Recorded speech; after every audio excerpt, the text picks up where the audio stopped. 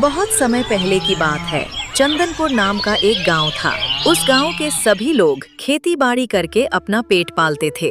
उसी गांव के किनारे मदन नाम का एक किसान रहता था, जिसे लोग अपशगुनी कहते थे, क्योंकि उसके पैदा होते ही उसके माता पिता की मृत्यु हो गई थी। लोग मानते थे कि वो जिस काम को करता वह काम बर्बाद हो जाता, इसलिए उसे कहीं भी काम नहीं मिल रहा था। वह अपने खेत में ही मेहनत करता और थोड़े बहुत अनाज इकट्ठा कर उसी से अपना पेट पालता।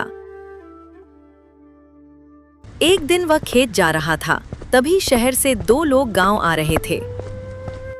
भाई जरा सुनना, हमें हरिया काका के घर जाना है, क्या तुम रास्ता बता सकते हो? हरिया काका? उनके घर जाने के लिए आपको यहाँ से बाएं मुड़ना होगा। वैसे कहीं तुम बिरजू तो नहीं हो? शहर वाले बिरजू? हाँ, मैं ही बिरजू हूँ। पर तुम कौन हो भाई? मुझे कैसे जानते हो? अरे मैं मदन हूँ, हम साथ में खेला करते थे, याद आया? मदन? अरे तू तो वही है ना जिसे सब अपशगुनी कहते हैं। बिरजू, ये तुम कैसी बातें कर रहे हो? अपशगुनी? क्या तुम भी इन अंधविश्वासों को मानते हो? देखो, मैं पढ़ी लिखी हूँ और मैं इन बातों को सिरे से खारिज करती हूँ। इंसान के कर्म अच्छे होने चाहिए। पैदा होते ही किसी की किस्मत पर मुहर नहीं लग जाती। नहीं मालती, मैं नहीं मानता, पर पूरे गांव की जुबान को कैसे रोकूं? बचपन से यही सुनते आए हैं कि मदन जिस काम में हाथ डालता है वो बर्बाद हो जाता है। गांव वालों को समझाना मेरा काम है। मदन भाई, कल मैं तुम्हारे घर आऊंगी। हम मिलकर सबको साबित कर देंगे कि ये सब बस मन का वहम है। नहीं बहन, रहने दीजिए। अब तो मुझे भी आदत हो गई है। शायद गांव वाले सही कहते हैं। मुझे भी लगने लगा है कि मैं ही मनहूस हूं।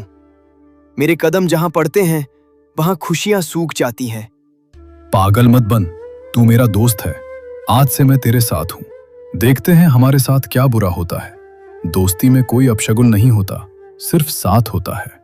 तुम्हारी हिम्मत और दोस्ती के लिए शुक्रिया बिरजू, पर अभी रहने दो। मैं अभी खेत जा रहा हूँ, काम बहुत है। बाकी बात फिर कभी करेंगे।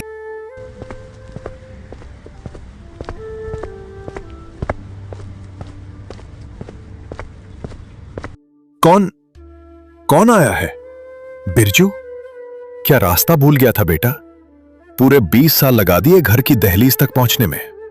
पिताजी, बस शहर की भीड़ में उलझ गया था, पर अब वापस आ गया हूं। रास्ता ढूंढने में थोड़ी देर हुई, वो तो अच्छा हुआ कि मदन मिल गया।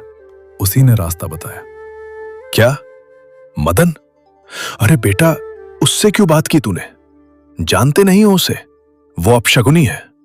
जब से पैदा हुआ अपनों को खा गया। वो जिस चीज को छू ले वो मिट्टी हो जाती है। दूर रहा कर उससे। काका प्रणाम, मैं बिरजू की पत्नी हूँ। देखिए काका, मैं पढ़ी लिखी हूँ और इन सब बातों पर यकीन नहीं करती। मदन भाई एक इंसान है, कोई आफत नहीं। आप बेकार में परेशान हो रहे हैं। हाँ पिताजी, मालती सही कह रही है। आप इन पुरानी बातों को छोड़िए।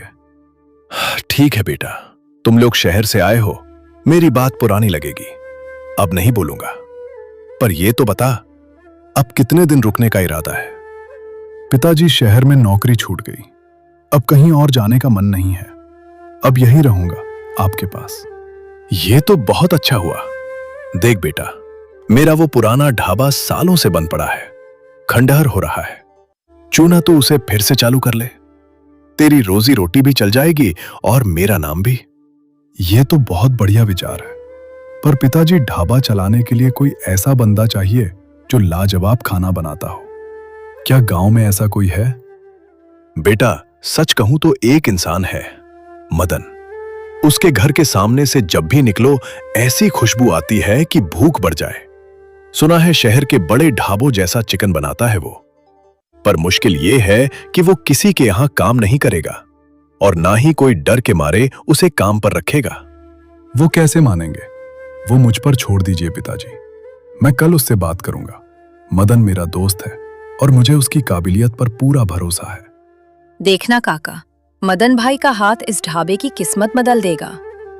चलिए अब आराम करते हैं। सफर की थकान से बदन टूट रहा है, बाकी बातें कल सुबह करेंगे। देख रहे हो ना बाबूजी, आज भी लोग मुझे देखकर रास्ता बदल लेते हैं। सब सही कहते हैं, मैं ही मनहूस हूं जो पैदा होते ही आप सबको खा गया। मैं जहां जाता हूं बस अंधेरा ही फैलता है। पर पता है मां, आज बिरजू मिला था। उसने मुझे दुत्कारा नहीं, बल्कि सबके सामने सीना ठोक कर कहा कि तू मेरा दोस्त है। पहली बार इस अपशगुनी को किसी ने अपना माना है।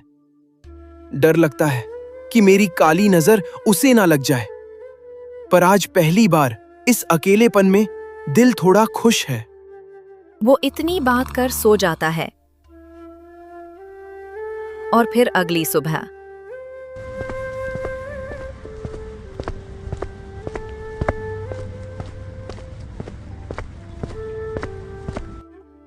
बिरजू, मालती बहन, आप लोग इतनी सुबह यहां?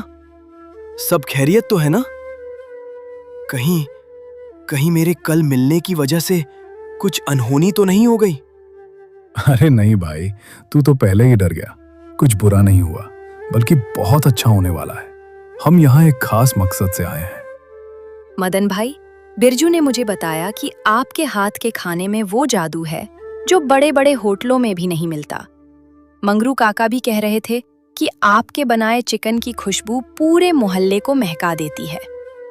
वो तो बस भूख मिटाने के लिए थोड़ा बहुत बना लेता हूं बहन, पर आप ये सब क्यों पूछ रही हैं? देख मदन, पिताजी का वो पुराना ढाबा याद है जो सालों से बंद पड़ा है? मैं उसे फिर से शुरू करना चाहता हूँ, पर मुझे एक ऐसा साथी चाहिए जिसके हाथ के स्वाद का पूरा गांव दीवाना हो जाए। मैं चाहता हूँ कि तू मेरे ढाबे पर अपना वो मशहूर देशी बटर चिकन बनाए। हम साथ मिलकर काम करेंगे। नहीं बिरजू, नहीं, ये मत कहना। तुम जानते हो ना लोग मुझे क्या कहते हैं। मैं जिस काम में हाथ लगाता हूं वो बर्बाद हो जाता है। अगर मैंने तुम्हारे ढाबे के चूल्हे को छुआ तो शायद वो आग बुझ जाएगी। मैं नहीं चाहता कि मेरी मनहूसियत तुम्हारी नई शुरुआत को राख कर दे। मदन भाई, ये मनहूसियत और अपशगुन सिर्फ लोगों के दिमाग का कचरा है। क्या किसी का हुनर भी अपशगुनी हो सकता है? आपका स्वाद तो ईश्वर की देन है। आप उसे लोगों से क्यों छुपा रहे हैं? बहन, आपने मेरी जिंदगी नहीं देखी। मेरे कदम पड़ते ही साए गहरे हो जाते हैं। बिरजू, तू मेरा दोस्त है, इसलिए कह रहा हूं, मुझसे दूर रह। अगर ढाबा नहीं चला या कोई बीमार पड़ गया तो गांव वाले मुझे तो मारेंगे ही, तुम्हें भी नहीं छोड़ेंगे। मुझे अपनी गरीबी और इस अकेलेपन में रहने दे। तो तू क्या चाहता है? पूरी जिंदगी इसी डर में बिता दे? लोग तो वैसे भी तुझे ताने मारते हैं, तो एक बार कोशिश करके क्यों ना उन्हें चुप करा दिया जाए? मदन, मुझे तुझ पर यकीन है। क्या तुझे अपनी दोस्ती पर यकीन नहीं? मदन भाई, सोचिए, अगर ये ढाबा चल निकला तो ये सिर्फ बिरजू की जीत नहीं होगी, ये आपकी जीत होगी। लोग आपको अपशगुनी नहीं, चंदनपुर का जायका कहेंगे। क्या आप अपनी तकदीर बदलना नहीं चाहते? देख भाई, मैं कोई मालिक बनकर नहीं आया। मैं तुझे अपना पार्टनर बनाना चाहता हूँ। आधा काम मेरा, आधा तेरा। बोल, साथ देगा अपने भाई का? बिरजू, अगर कुछ भी गलत हुआ तो मैं खुद को कभी माफ नहीं कर पाऊंगा। कुछ गलत नहीं होगा, और अगर हुआ भी तो हम साथ संभाल लेंगे। बस तू हाँ कर। ठीक है, अगर तुम इतना कह रहे हो तो मैं आऊंगा। पर अगर तुम्हें लगे कि काम खराब हो रहा है तो मुझे बिना कहे निकाल देना। ये हुई ना बात। अब देखना कल से ढाबे की रौनक कैसे लौटती है। ठीक है बिरजू, कल सूरज ढलने से पहले मैं ढाबे पर पहुंच जाऊंगा। मैं अपने मसाले तैयार रखूंगा। मुझे पता था तू मना नहीं करेगा। कल से चंदनपुर एक नया सवेरा देखेगा। इतनी बात कर दोनों लोग चले जाते हैं।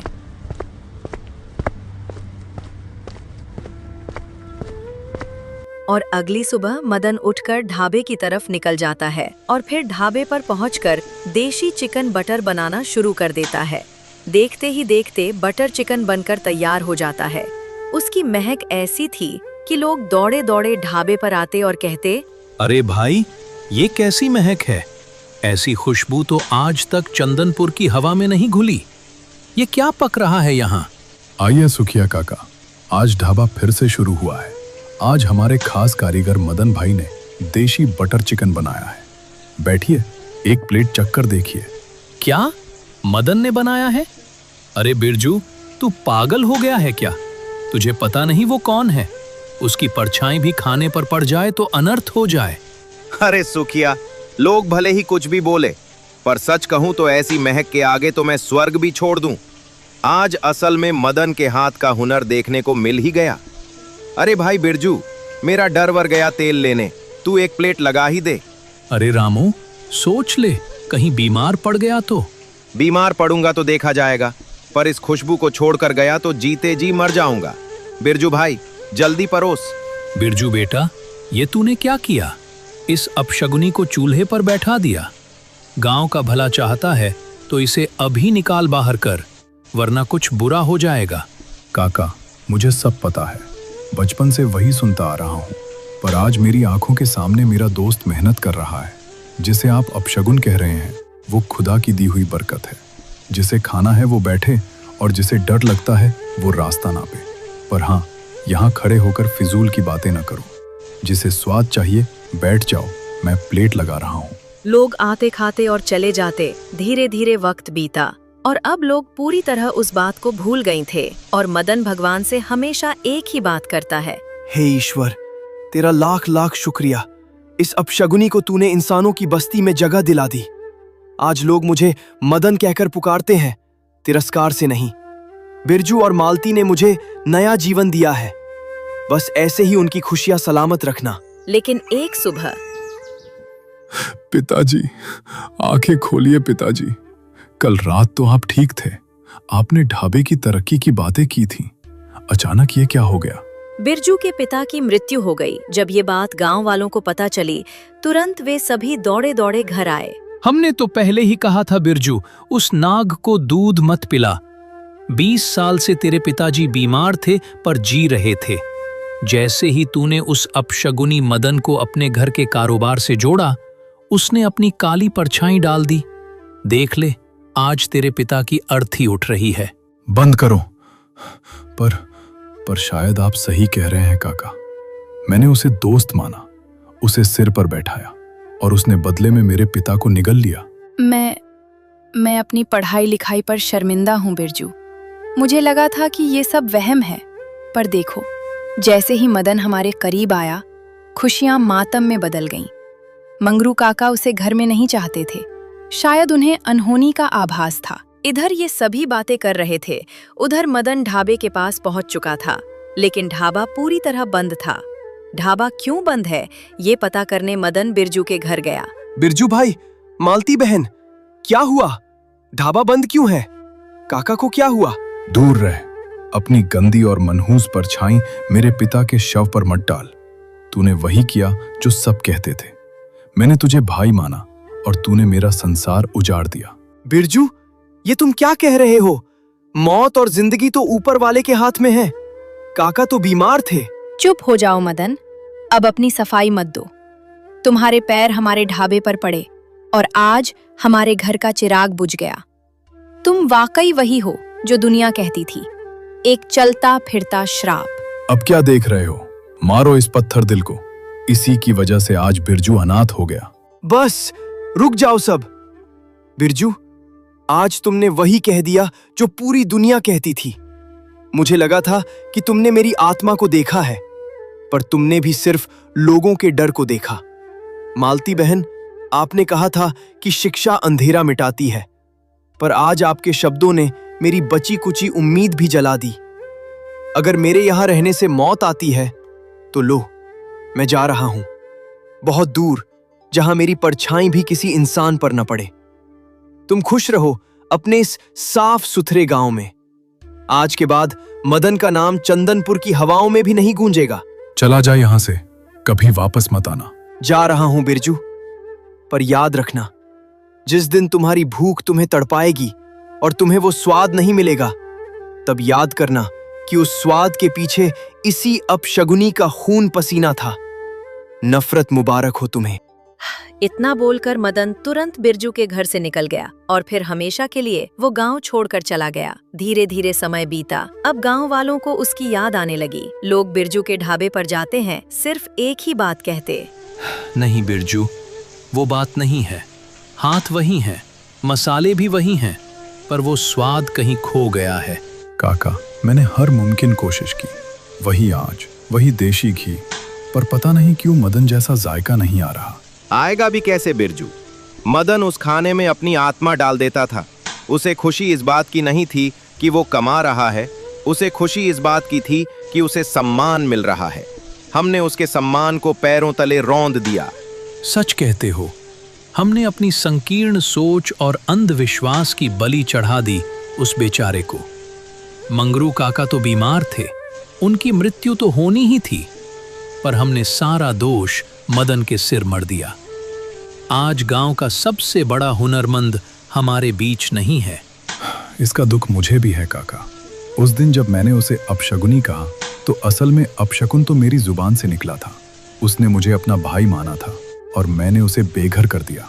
अब क्या कर सकते हैं?